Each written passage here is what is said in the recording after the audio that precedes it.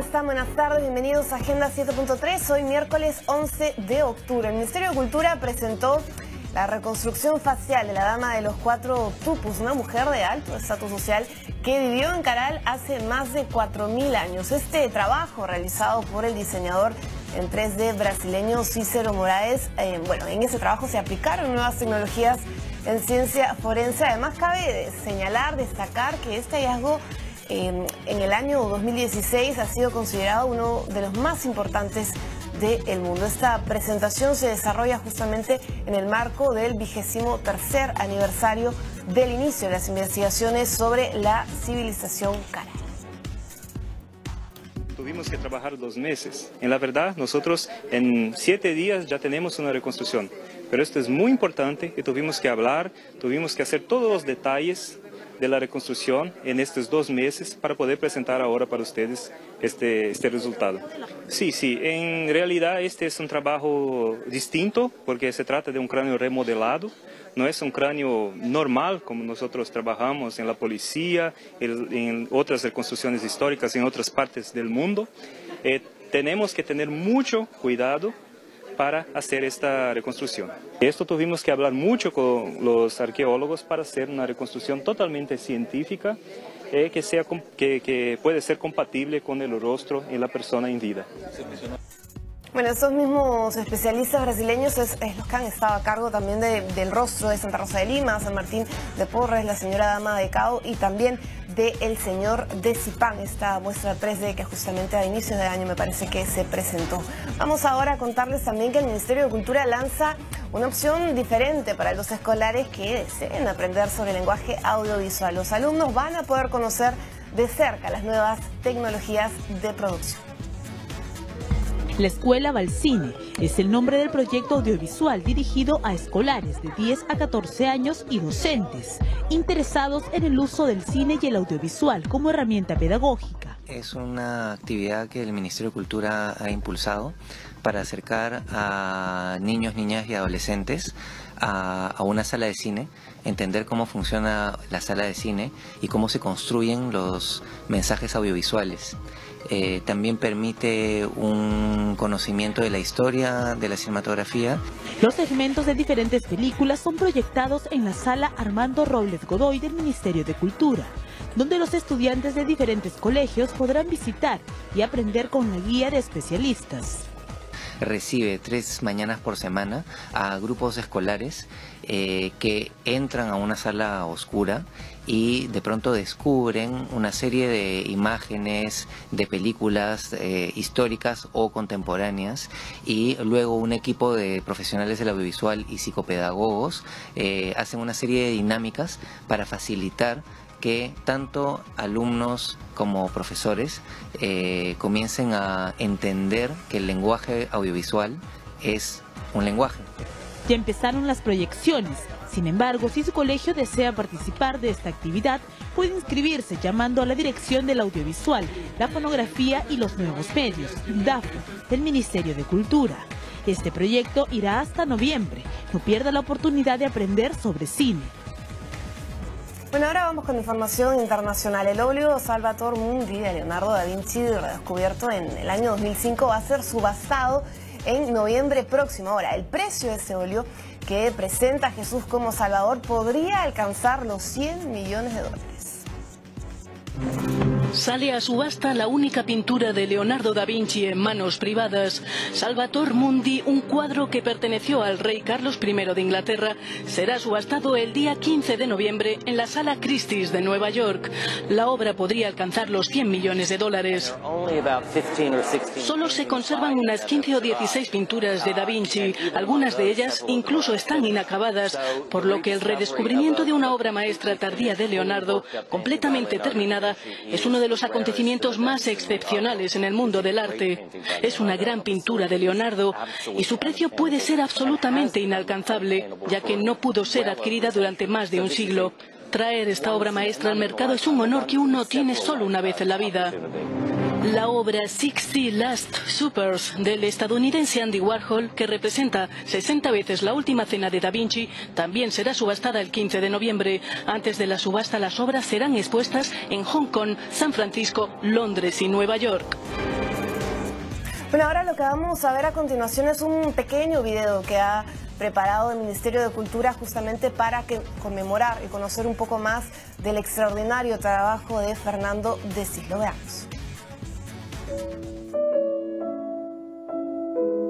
Entonces, cuando estaba estudiando arquitectura, al final del primer año de arquitectura, entonces me di cuenta que mi dibujo realmente era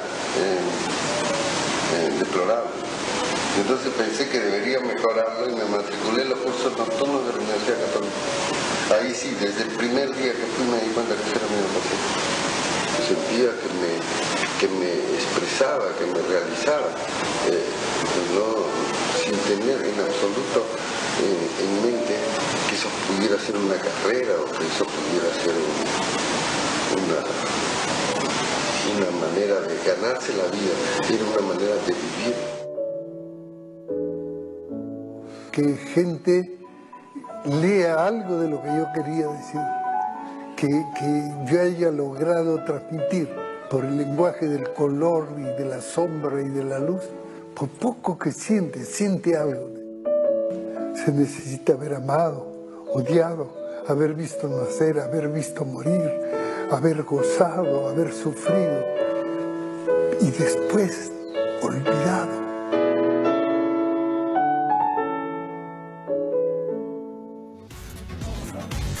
Bueno, justamente a propósito del gran Fernando de Cislo, nos encontramos en estudio con Luis Repetto, museólogo, curador y también conductor de TV Perú, Museo Puertas Abiertas. Muchísimas gracias por acompañarnos el día de hoy justamente para conocer un poco de quién es Fernando de Cislo, qué representa su trabajo, no solamente como artista, sino también como impulsor de la literatura, de la cultura y de la democracia.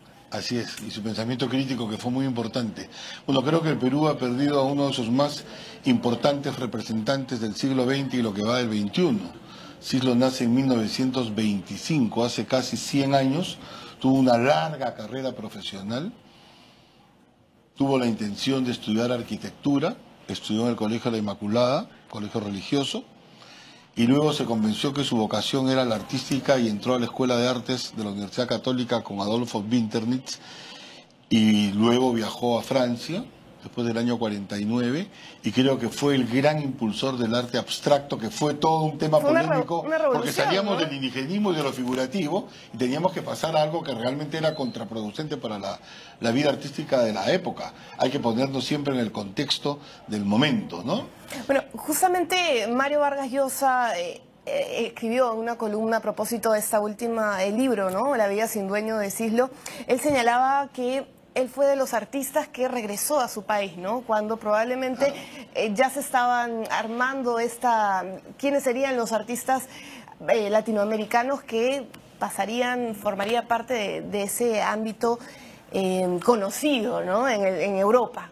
¿Qué representó o qué representó en su carrera, en su trabajo, el Perú para Cislo? Yo creo que fue un hombre que amó profundamente al Perú y que en medio de lo que significó la vanguardia plástica y el abstraccionismo de su obra, siempre estuvo presente el Perú. Siempre estuvo presente el Perú precolombino sobre todo. La cultura chancay, ¿no? Uno podía encontrar cualquier cuadro de Cislo y no necesariamente ser un experto para encontrar realmente en su pintura el Perú, a través de las formas o a través del color o a través de la textura. Nunca se desprendió del Perú. Era un hombre muy disciplinado en su trabajo. Trabajaba en su taller, en su propio domicilio, pero tenía 8, 10 y 12 horas de jornada laboral diaria. Ha pintado más de 3.000 cuadros. Estamos representados a través de su obra en los grandes museos del mundo. Ha recibido muchos reconocimientos, todos prácticamente en vida. Creo que ese último libro, La vida sin dueño, fue muy importante porque fue una memoria y un recuento de toda su vida y su contribución y su relación con grandes intelectuales, ¿no? Mario Vargas Llosa, por supuesto, que ha sido un gran amigo. Él decía que era su mejor amigo, ¿no? Así es, y Octavio Paz, y Bretón, y las grandes personalidades, y habiendo permanecido en Europa en un momento tan efervescente en la plástica internacional, él decidió volver al Perú. Volver y además en una obra que tiene distintas etapas quizás, ¿no? Lo comentábamos antes de la entrevista. su hijo, la muerte de su hijo marca quizás un antes y un después dentro de su trabajo, y él también lo señala justamente en este libro, ¿no?, que recoge sus memorias. A mí particularmente me tocó trabajar con Lorenzo, la exposición conmemorativa de los 70 años en el Centro Cultural de la Universidad Católica, y estábamos en pleno montaje. Lorenzo había preparado incluso una maqueta con fotografías, no teníamos las tecnologías que tenemos el día de hoy para trasladar parte de la casa a la exposición. Y después la exposición iba a ir a Arequipa, al Instituto Goethe de Arequipa, y él estaba muy curioso por conocer el espacio donde se iba a realizar la exposición. Y me preguntó, y le dije, sí, conozco el local, le di las características y me dijo, debajo de mi oficina está Fawcett, compro un boleto mañana y regreso pasado. Y se fue a Arequipa para un ida y vuelta y no regresó más. Y creo que ese fue el dolor más grande que tuvo Fernando de Cislo y Blanca Varela, y nunca pudieron reponerse. Blanca yo creo que empezó a morir a los 2 años falleció, sí, ¿no? Poetisa Blanca Varela. Además, él siempre comentaba que iba en búsqueda de ese cuadro perfecto, y claro, recoger esas experiencias sin duda hacían que varíe esa concepción de la perfección. Claro, él dijo que nunca había encontrado el cuadro perfecto, y que una vez un cliente de él, un coleccionista, le llevó un cuadro para arreglarlo ligeramente. Era un cuadro en fondo oscuro con un detalle en amarillo, y a él le pareció que ese detalle en amarillo era muy pequeño y lo hizo más grande, y cuando vino el coleccionista le dijo, ¿qué ha hecho con mi cuadro? Porque ya el coleccionista tenía una visión y una versión distinta, ¿no? Y el autor trató de mejorarlo, pero es el mundo del coleccionismo y el mundo artístico el que no llega a un acuerdo. Fue una de las grandes anécdotas que contó alguna vez Fernando de Cislo. Bueno, además es importante señalar que de Cislo, si bien es cierto, fue un destacado artista en nuestro país, no solo en nuestro país, sino también a nivel de Latinoamérica, sí. También fue un impulsor de la democracia, ¿no?, de las causas justas. Lo último que señaló fue en contra del indulto humanitario al expresidente Alberto Fujimori, siempre comprometido también con el lado social de su país. Sí, creo que desde que se fundó el Movimiento Libertad incluso, estuvo muy cerca de Mario Vargas Llosa, y ahí alimentó su beta política y su compromiso con la democracia, que lo mantuvo hasta el último momento de su vida. Para las futuras, bueno, no futuras, ni tan futuras, las generaciones de ahora, quizás hablar de arte podría, o de referentes que a veces los jóvenes no conocen, no tienen idea de quiénes son, de quiénes forman parte de nuestra historia, en este caso la historia del arte abstracto. Él fue impulsor del arte abstracto en nuestro país. ¿Qué representa Fernando de Cislo? ¿Cómo interpretar su trabajo? Bueno, yo creo que es un adalid, yo creo que es un personaje vertebral, es un personaje muy importante dentro de la plástica del siglo XX en el Perú, y ojalá que las nuevas generaciones puedan tener en cuenta su trabajo y su compromiso con el país. Su obra está en muchos museos, hizo una gran retrospectiva en el Mali hace algunos años, creo que algunas obras también están en el Museo de Arte Contemporáneo, y en los grandes museos del mundo, ¿no? En Nueva York, en Chile, en Buenos Aires, en muchas partes. Era una persona muy colaboradora para llevar su trabajo al exterior. Brindaba todas las facilidades. Bueno, y además todos los medios a nivel del extranjero han informado, pues, ¿no?, esta lamentable pérdida. Lo que sucede es que nosotros estamos viviendo la fiebre del fútbol y no hemos podido reflexionar sobre lo que significa esta enorme ausencia, que con el tiempo nos vamos a dar cuenta el valor y el significado de la obra de Fernando de Cislo, su pensamiento y su compromiso con el país. Su compromiso, y además la revolución que hizo su obra, ¿no?, en un país donde, claro, estábamos con esta línea indigenista y tal, y él vino justamente a mostrar distintas ópticas del arte en nuestro país. Claro, sobre todo en los años 50, que fue una época muy convulsionada con el tema del surrealismo, con el tema del arte geométrico, en el que también se vio él influenciado. Y después ha generado también una serie de artistas que lamentablemente ya no están con nosotros, ¿no? Prácticamente él ha sido el más longevo de todos. Bueno, Macedonio de la Torre, que murió algunos años atrás también, y que también fue muy polémico en su momento con el arte abstracto. Bueno, un legado, por supuesto, que vamos a recordar cada que veamos sus cuadros, cada que podamos escuchar las frases tan sus esculturas lúcidas, también, ¿no? Tenemos una escultura en Barranco y otra escultura, también, claro, en San Isidro. Yo creo que él incursionó en todas las artes del grabado también, por supuesto. Y en la literatura, y sobre todo nos queda este libro, ¿no? Para pero conocer creo que la pintura fue más. lo que más, la pintura fue lo que más lo acompañó por lo siempre. acompañó durante toda su vida. Hasta el último día de sus días, quizás. Muchísimas gracias por habernos acompañado. Gracias a ustedes, y ojalá que todos los peruanos recordemos con gratitud y nos interesemos por su obra y pensamiento, el pensamiento de Fernando de Cis. Con gratitud. Muchísimas gracias. Nos acompañaba en la Agenda 7.3 Luis Repeto, museólogo, y también compartiendo estas experiencias y qué representa para nuestro país Fernando de Cis. Con esto nos vamos. Gracias por acompañarnos.